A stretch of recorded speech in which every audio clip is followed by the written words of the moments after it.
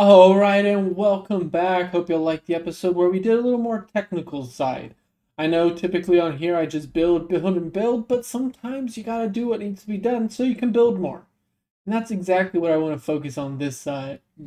But I don't want to focus on building. I know the word build and building go hand in hand, but I don't want to do that. I don't. I want to build a nice little park right behind me. And I know we talked about this for a decent amount of time, and I've given it some thought of how I want it to look. So I've marked out here in coarse dirt what I think would be a nice little stream I have to run through here that'd be the central feature of the park. I'm talking about nice and well kept to its edges with some rocks in there, maybe in a way where you can hop across in several areas, a couple of small bridges just here and there, maybe even a dramatized arch to really give it that flow of a quaint Victorian Gothic era park.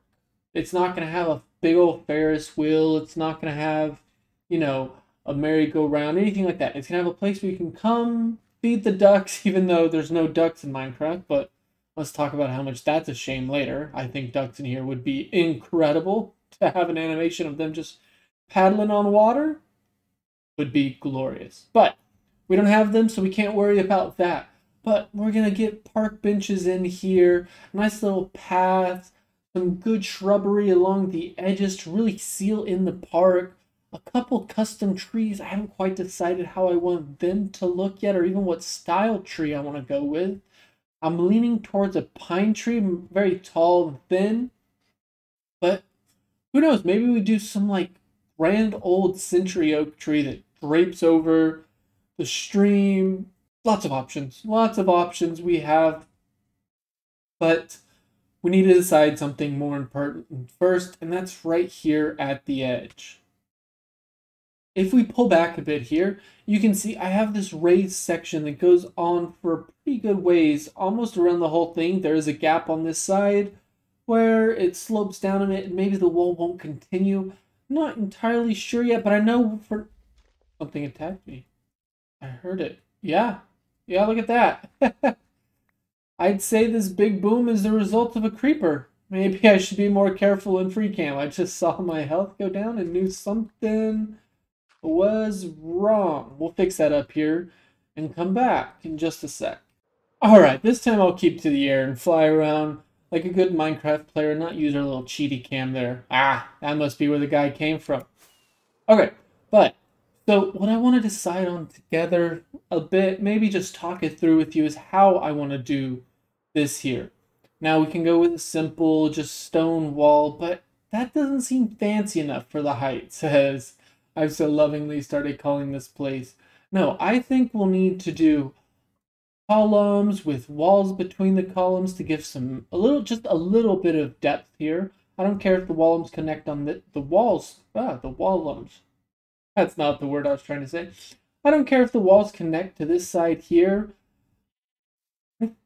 I think there's a need to make this as simplistically fancy as I can. And so let me grab some wall options here and I'll place them and talk you through exactly what I'm thinking with each one. Alright, so we've got 6 options here. And right away, I feel fairly confident that for our green space, we don't want to go with deep slope. It's just too dark. Now, when looking at these other 5, we have a mixture of options we can do. We can go with cobblestone and include some mossy cobblestone in it. We can stick with stone and get some mossy stone thrown in there as well. Or we can stick with just tuff by itself and maybe a little bit of stone or potentially andesite added in there as well. But I'm leaning towards no tuff for a pretty simple reason. One, it doesn't have walls. So that makes it hard to give a feeling of depth without them. Whereas here, just this, quarter of a block drop back adds more than you'd think to a build. Like at this angle right here, there's 2 juttings out. And that adds a lot visually that helps. Depth is something hard in Minecraft, and we focused on those in these back builds, adding a lot of depth.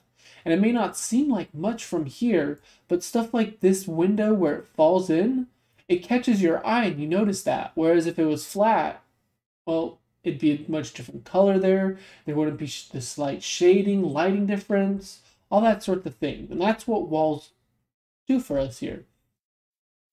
Another thing I'm looking at is this. Look how deep the grooves between the light and dark sections look. Now, of course, they actually are flat, but giving it that beveled looks adds a whole bunch to flat builds. And that's present on the cobblestone and mossy cobblestone the most. Now, of course, it's super present here too, but we've already ruled this one out a while ago, so we're going to focus just on these remaining 4.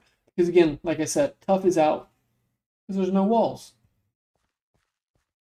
So, since we are going for a green space, and I'll have to sleep here in a bit so mobs don't spawn like crazy on this lovely, massive, flat area. So, actually, let me cut and sleep, and I'll be back. All right, 2 rockets, and we're back here looking at our walls options. So, what I have left is mossy cobblestone, cobblestone, stone, and mossy stone. Now, I think there's too much of a difference between this variant and the ones next to it for, I don't know why I zoomed in, I made it very shaky. But I think this rounded variant of the chipped block doesn't look super great on stone, which in kind of in its own way rules out mossy stone. So I think for this we're going to stick with mostly cobblestone and mix in some mossy cobblestone as well. Now this can climax all the way up to actual moss blocks in here to give it even more coloring, even some green terracotta and stuff like that to add more details. But as a base, it's just going to be the cobblestone variants of blocks. And so now I like to think about the splits between the pillars. For me, I like to do odd numbers because for me that's more visually appealing. And I'm not too concerned about it lining up perfectly with one column starting here and one ending over here, wherever I decide to end. It may be here, not up here. Well, we'll see where that goes. So I'm thinking 5 or 7. 7 gives us a lot more space to do stuff in the middle. But 5, I don't know. Maybe I just like the number 5. Yeah, I can't think of a good reason not to do 7, so let's stick with 7. Let's grab ourselves a bunch of cobblestone, mossy cobblestone, and just lay out the base one here to where it's just more or less randomly switching between the blocks. I think I'm going to entirely start with the cobblestone variant and run it all the way through once, and then pick several areas I want to make mossy. And I'm trying to think of where that would make the most logical sense. We have the river flowing into over here, so of course there's going to be a mossy patch by the water here. But where else is something I'll have to think of? And I'm not quite sure on at the moment now, but we'll find the perfect spots for it. Maybe we create a little lowlands where there's some extra runoff that not necessarily is from the water here, but maybe there's just a trickle here and there that, you know, makes moss patches. It's not super important, but I guess in a real sense, it is very important where you make those. Kind of give environmental storytelling to your builds. So that's what I'm going to do now. Let me just grab a bunch, bring y'all back, hopefully with a wall stretching everywhere behind me, left, right, and center. And then we'll mossify it. All right, so here we have it, the first pass through where we haven't had any moss or anything like that. And I think it's a good one. Now, it made me realize I wish there were copper trapdoors that would also patina, because I feel like that would fit the time period much better. But we don't have that, so I did the best, well, what I thought looked the best, and that was just some of these modified dark oak trapdoors. I think they work really well with the colors here, but now what we've got to go do is grab some of this moss and add it where we think would be logical. Now, let me go into free cam here. I looked over this part a lot, and I don't know, it just did not make sense many places. I want to put a decent amount in this area here because it looks like the water used to crash down through right here.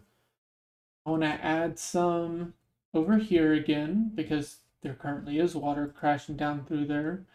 But only other couple areas I could think of were right here just because it's lower down and right above this cave because I felt like there needed to be some down here and no reason other than that.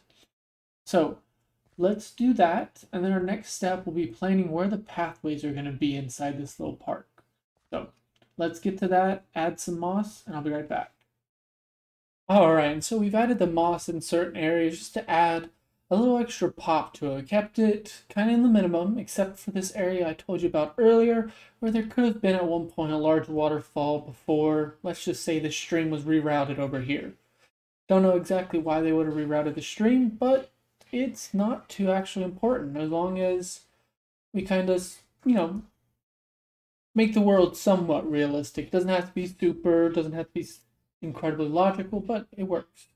We have exactly what we need here, and we have moss in areas where I think there would be moss. So, I've already taken a crack at the second part here. Let's actually run around so you get a better feel for it. But these are where the path is going to go. You're going to be running right next to the stream as it comes down.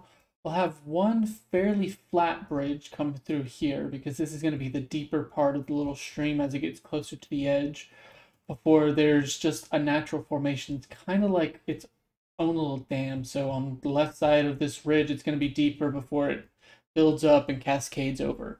And so that's what this little section here is going to be. So this is going to be a flatter part, a flatter bridge, where this is going to follow the cliff's edge here, more or less.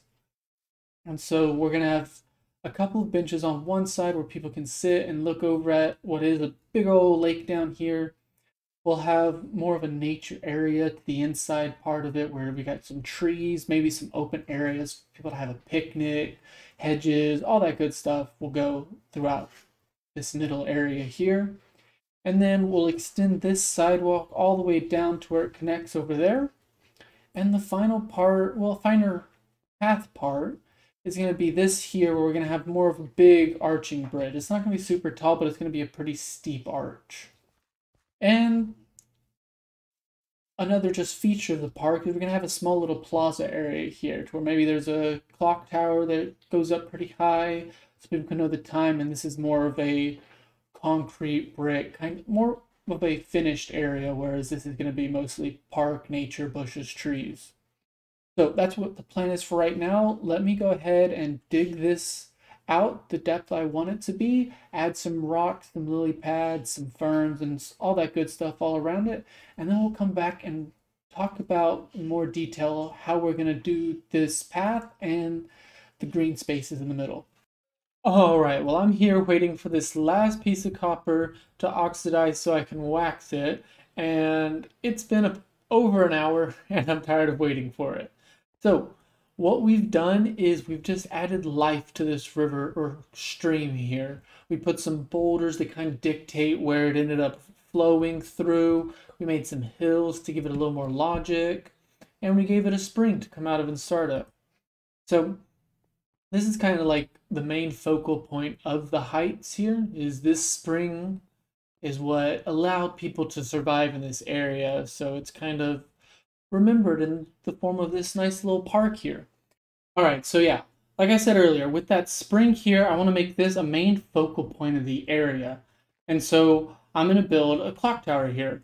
Now, clock towers in Victorian, Gothic, just that industrial era, colonialism, big clock towers are a sign of an area's wealth. And so I'm wanting this to be a fairly nice area, not, palace or chateau, but an upper class area. So for that, we're going to build a pretty big clock tower right on here that has walkways underneath it. So there's going to be a crisscross of walkways here so people can kind of come in and out as they please, enter the park, or in general, get out of the rain, that kind of stuff.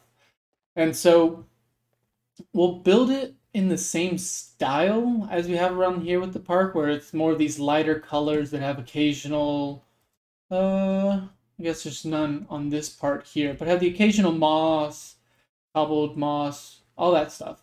And so what I also want to add is a reason that explains these kind of worn paths. Not quite path blocks, but I thought this smooth moss, I think it's smooth moss. Yeah, smooth moss here kind of shows like where people have walked off and the grass is a little shinier from there being a little more yellow in its color. And so I want this to lead up to two big trees. Now, the one I plan to put here is going to be the smaller of the two, and it kind of splits. So it gives two shaded areas over here and about over here that will shade whoever decides to sit under here for a picnic or something. Remember, this would be their form of entertainment, would be going to the park for a day, that kind of stuff. And then I want to build a much larger tree on this side.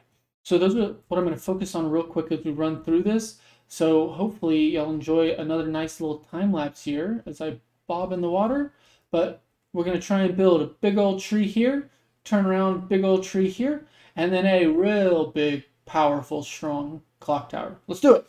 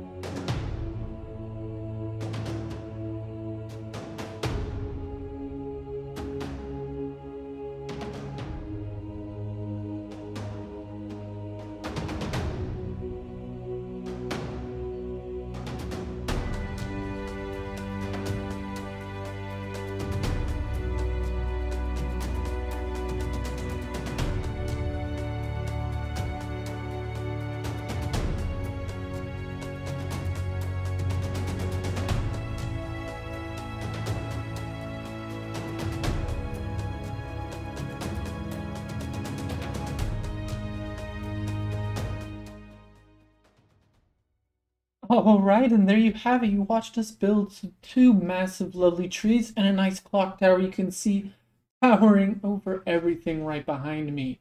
But I have something else right here slowly creeping into view. And that is our lovely little gazebo I talked about there at the end. So let's move back a little bit to look at it better. But it's just a pretty simple design. We're actually implementing copper now in our build, It's pretty prevalent throughout this whole park, so I thought I'd add it as the accent piece on this building here. But it looks perfect, and I think probably the best way to end this episode is to give y'all a nice little cinematic of one other thing I've built. So, hope y'all enjoy it. and hope it turns out as beautifully as it looks in my mind. I've already prepared and gathered a bunch of materials. You can't quite see them, but I've gathered a bunch of materials for next episode here. So, hope y'all are excited for it. We'll finally finish the back of these buildings here.